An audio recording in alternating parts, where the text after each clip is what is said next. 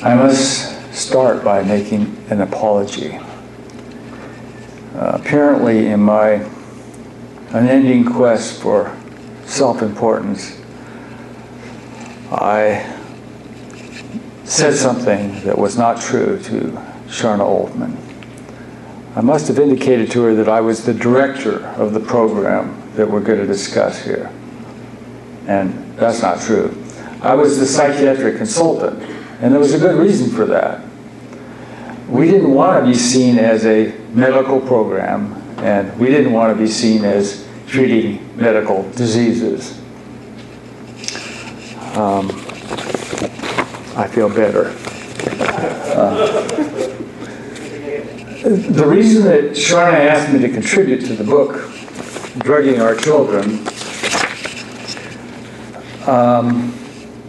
was because I had worked for many years in a residential treatment program, a center where we treated very disturbed children without medication. That program has now been forced to close due to financial disasters that have overtaken the state of California. Because of this closure, what I'm going to describe to you is about the past. Although the closure just took place last year, it already feels like what I'm going to describe to you is some kind of ancient civilization. It's a civilization that I believe still has a lot to teach us, but you really can't reach it unless you hack through the jungle that's already overtaken it. My hope in this brief time is to describe some of the culture that made up that lost civilization, as well as to describe the jungle that I think has overtaken it. The program was in operation for about 23 years, and at any given time, we were able to treat as many as 30 children. We didn't always treat that many, but we could. They lived in homes in the community, and each home cared for 6 children, as well as housing the caretakers. The children, who ranged in age from 5 to 13, also came to our own school on another site, where they mingled with about 100 other children who were in the community, and these were children who were not able to make it in the regular schools. Over time, we developed a reputation that we could treat the most behaviorally difficult children in California, at least in Central and Northern California. Most of them had been in failed placements, and nearly all of them had been treated with medications. That had usually been their primary treatment. Some stayed with us only a few months, while others were treated for as long as 3 years. It was a very expensive program, and it required high levels of staffing, and the staff needed continual support and training and supervision. Our center was not, however, as expensive as the hospitalizations that often preceded the children's being admitted to our care. A few of those would really make any county take a close look at their budget. During the 23 years that the residential program was in operation, we saw about 450 children. Although this was a treatment program and had very little aspirations of being a research project, the results of our work did result in some interesting findings, and I've divided these into generally 4 areas. The first was trying to describe the elements of success with this particular population, which was primarily made up of very disorganized and behaviorally disturbed children. The second was to try to describe those particular elements that needed to be in place in order to avoid resorting to psychotropic medication. Thirdly, I wish that we could describe the successful methods for removing multiple psychotropic medications in the children that came to us. And fourth, we were interested in formulating new methods of evaluation that would create a more accurate picture of children's lives, both their present life and their past life. In the process of achieving this, we were able to achieve something else, and that was a much more comprehensive picture of the evaluations and treatments that each child had undergone before they were referred to us. This particular picture is the one that formed the largest part of the chapter which I wrote for Sharna and Brent's book. So what kinds of evaluations and treatment had these children undergone before they came to us? In exploring this question, I had a considerable advantage over most of the clinicians who had previously been involved with these children. One of the biggest advantages was that I had time. I could spend up to 10 hours just reviewing the paper records. And these came from previous treatment facilities, schools, Child Protective Services, police reports, medical records, and records from the Department of Social Services. In addition to written records, we would also contact the individuals who worked in these agencies and speak to them personally. We also made every effort to get to know the parents and the child's siblings. I also had opportunities to observe the child in the classroom, and on the playground, and occasionally in the home where he or she was placed. Over time, I obtained more and more precise observations from our staff about their interactions with the child. As I pursued this process, I usually ended up with a quite different picture of the child than the one which had been described to us in the records. Most of these records were, in fact, based on evaluations that were predominantly focused on symptoms and the child's response to psychotropic medications. The standard so-called psych-eval or med-eval, terms that I really love, is usually a rather restricted description of the child compared to what we ended up with. And what we ended up with was a chronological table that displayed every bit of history that we could amass, both from records and from interviews. This table of life events, then, displayed information in a form that could be easily seen and tracked. If any of you would like to see what this looks like, just give me your email and I'll send you an example. Most of the records I reviewed were kind of like snapshots. There were, on average, at least 30 such documents for each child. Looking at all of our children over the 23 years of our work, this amounted to examining about 13,000 documents for the 450 approximate children that we saw. Almost all of these documents ended up as isolated pictures of some particular aspect of the child's life. The task for me was to discover the narrative behind these reports and to string together the snapshots so that they finally began to resemble something more like a movie. A movie which, up until that time, had been hidden. At some point, I think we realized that we had become detectives. And as detectives, we were seeking what was missing in these children's lives. It also became clear through time that what was of lesser importance in a child's past had been displayed prominently in the previous evaluations, while what was of greatest importance was more often than not left out. All of these principles are illustrated quite well in the history and treatment of a child that I'll call John. He was referred to us at about the age of 8 from San Francisco after being hospitalized 5 times and having failed 2 placements in residential treatment. He kind of went back and forth into his parents' home too. By the time he was evaluated at a university child psychiatry program, he was described as a boy who was already well known to have bipolar disorder. He had had numerous psychological evaluations, and also they did an MRI of his head, which happened to be normal. However, buried in the mountains of paper which we examined, there was an early description of him by a quite discriminating psychologist. He noted that John's behaviors appeared to have been learned, and he recommended that he be treated in a structured environment over time so that he could incorporate the notion that, in quotes, he doesn't need to be a 4-year-old omnipotent king. At that time, his tantrums were ruling his house, and his parents found themselves helpless to set the simplest limit with him. However, the observation of this particular psychologist were not acknowledged in subsequent evaluations. What eventually proved to be so striking in this case, and in many others, was not that the parents did not know what to do with their child, but that they received absolutely no help in doing so.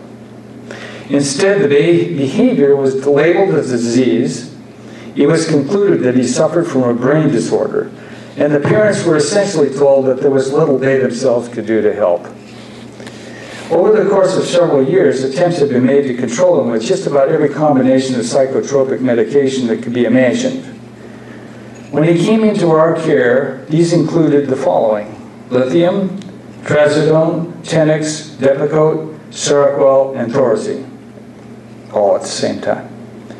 Past medications had included the following list: Ritalin, Imipramine, Melril, Dexedrine, Depakote, Cylert, Wellbutrin, Risperidol, Amantadine, Olanzapine, Cerazone, Trilofone, and Clonidine, none of which had really helped this lad much. As we found over and over in the history of our children, they often had responded to a new cocktail of medication with a brief period of, in quotes, kind of brief behavior, improved behavior, or they simply could not move that much. But this was usually followed by a return to their previous difficulties. In our case, in the case of our children, that was always the case. What's most striking about these patterns is not that the medications were ineffective, but that the professionals utilizing them did not recognize it. When problems returned, they concluded that they had simply not yet found the right combination. I believe it would be accurate to describe them with the old adage, for the person who only knows how to use a hammer, everything looks like a nail. And there was a lot of nails. This, of course, should not be particularly surprising for a therapeutic culture that is trained and paid to believe that difficult behaviors have their origin within the brain. Once you firmly believe this, there is little reason to look for any other explanations. It leads to what I call, in quotes, the death of curiosity. In particular, the death of curiosity regarding the actual circumstances of children's lives. To return to the young man I've been describing, he actually did quite well in our program. And frequently you would hear staff talk about how much they liked him. He did need, of course, a great deal of structure and engagement. In fact, all of the children we treated had their previous medication slowly removed and stopped. In terms of engaging these children's difficult behaviors, I can clearly say that we were always able to discover the ingredients of success. That did not mean, however, that we, in quotes, cured them. Presumably, a cure would virtually immunize a child from having any further vulnerability to unsafe environments. And as far as I know, there is no such thing. The boy we are describing was a perfect example of this, although his family was far from being as chaotic as most of the families we saw. They were relatively intact, did not have a history of physical or sexual abuse, and nor a history of abject poverty. As described, however, they had a long history of not knowing how to set clear limits for their child, and he became lost in the process of trying to find some kind of safe boundaries in their care. After he'd been in treatment for a couple of years, a decision had to be made regarding where he would go next. We began to send him home for visits in the hopes that we could help him return to his parents' care. Soon, however, he began having difficulties during these visits, and the social worker called us with a request to be returned to psychiatric medication. We replied in a letter. Since this letter contains most of our thinking about this issue, I'll share some of it with you. Dear social worker for John, we are writing you to address your concerns about John's behavior and your hopes that he can be placed once again on psychotropic medication. We know that his recent actions, such as running into the street, have raised questions regarding the services he will need when he returns to outpatient care. If we are not mistaken, your recommendations could be summarized as follows. This is our version of their thinking, in quotes. John suffers from high levels of anxiety, and this leads him to incidents of acting out. If he could be placed on psychotropic medications while still in residential care, It would reduce his anxiety.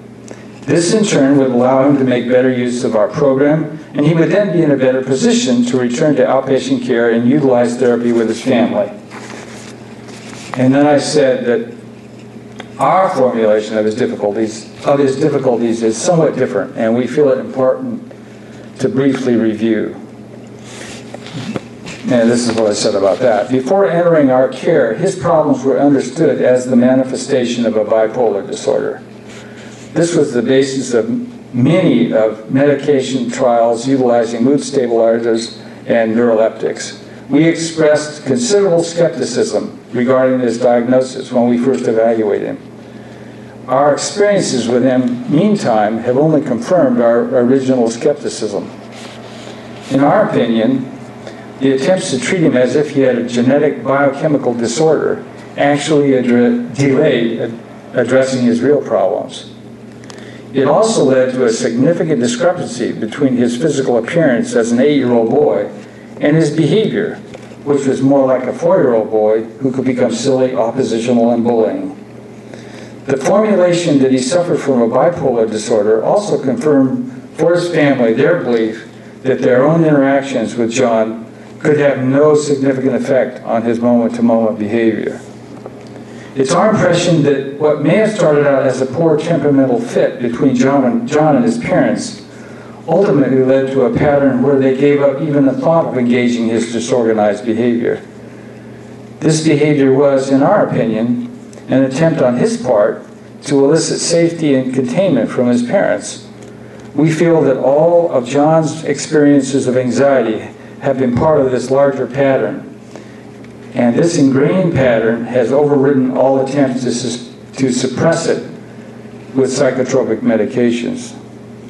As we pointed out previously, all classifications of psychotropic medications have been utilized to no avail.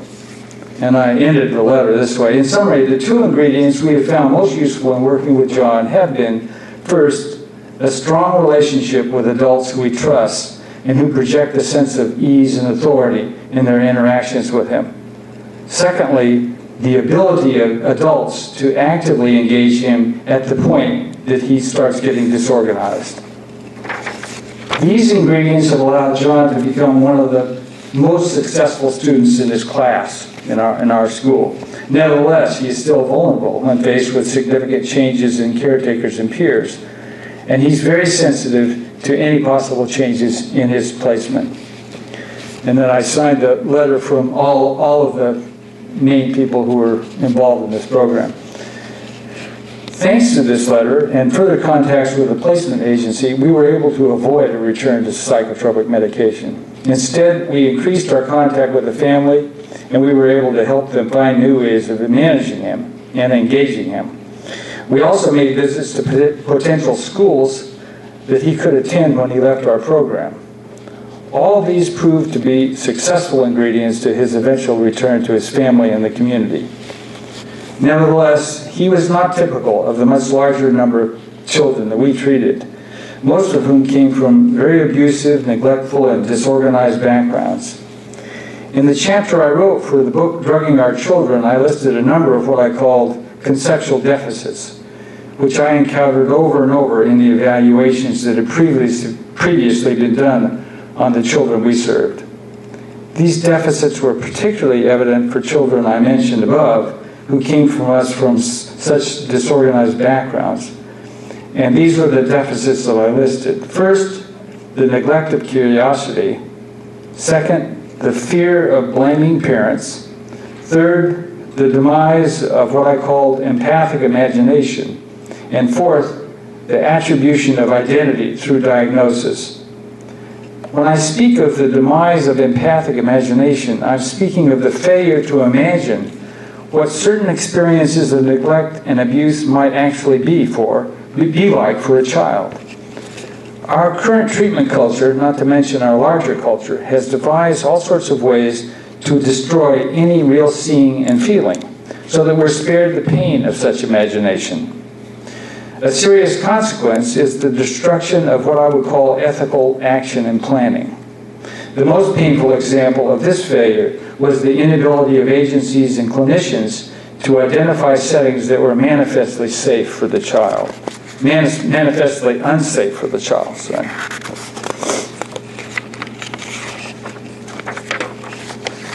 Bruce Perry, one of the few psychiatrists who has written extensively about the children who are most like those we treated, has written very eloquently about the changes in the developing brain that occur when the child is subject to high levels of stress through neglect and abuse.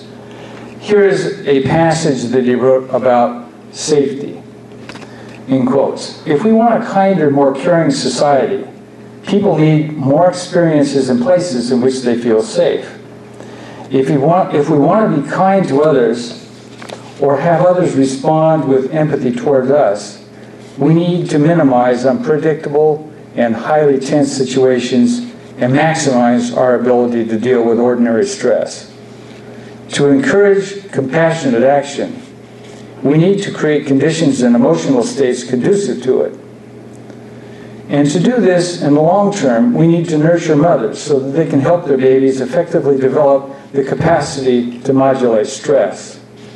This can help end the cycle in which threat induces fear, aggression, and more threat, and begin a healthier pattern where empathy produces kindness and calm creates safety, which then allows more empathy.